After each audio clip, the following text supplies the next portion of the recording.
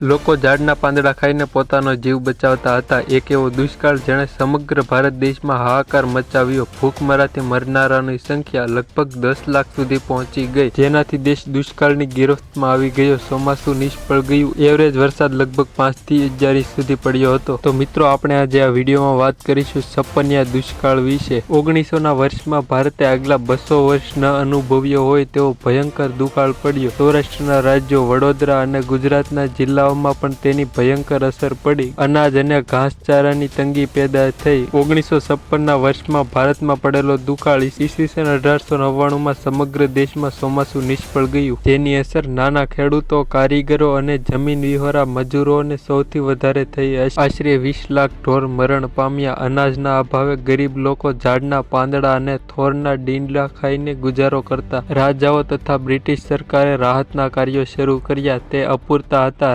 રાજાઓએ અનાજ વહેંચ્યું. જ્ઞાતિ પંચોએ ગરીબ જ્ઞાતિ બંધુઓ માટે 1 ટક ખીચડી અને રોટલા જમાડવા રસોડા શરૂ કર્યા.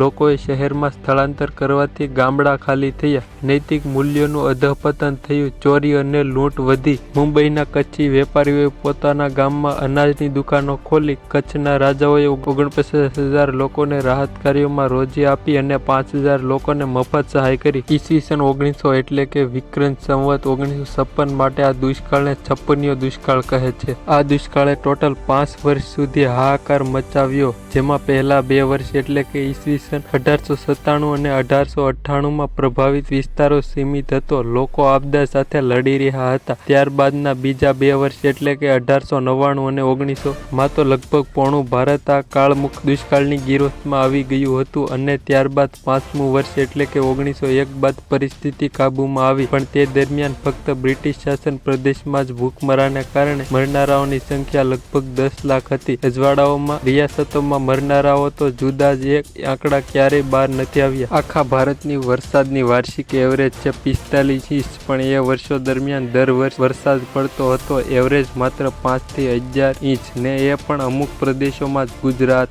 રાજસ્થાન, હરિયાણા, ડેક્કન, મહારાષ્ટ્ર આ બધા તો કોરું ધાકોડ હતું. સામાન્ય રીતે મિત્રો, દુષ્કાળ એટલે વરસાદનો અભાવ. માનવીય જીવન અને એમાંય ખાસ કરીને કૃષક લોકો માટે સમયે સમયે વરસાદ પડવો અતિ આવશ્યક છે. જો સમયે વરસાદ ન પડે તો સામાજિક, આર્થિક, ઔદ્યોગિક એમ અનેક ક્ષેત્રોમાં ભારે ઉથલપાથલ થતી હોય છે અને તેમાંથી ટૂંકા ગાળાના અને લાંબા ગાળાના અનેક પ્રકારના પ્રશ્નો પેદા થતા હોય છે. દુષ્કાળના કારણો. આહારની ચીજોની તીવ્ર તંગી સર્જાવાના કારણો કુદરતી અને માનવ સર્જિત હોઈ શકે. અલ્પવૃષ્ટિ કે અનાવૃષ્ટિ તેનું સૌથી મોટું અને સર્વસામાન્ય કારણ હોય છે.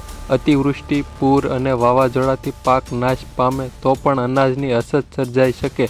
પાકમાં જીવાત પડવાથી અને વ્યાપાર પ્રમાણમાં રોગ પ્રસરી જવાથી પણ પાક નિષ્ફળ જતા દુષ્કાળની સ્થિતિ ઉદ્ભવે છે. વિવિધ કુદરતી કારણોથી દુષ્કાળ સર્જાઈ શકે, પરંતુ તેમાં મોટા ભાગના દુષ્કાળો અલ્પવૃષ્ટિ કે અનાવૃષ્ટિને કારણે પડેલા છે.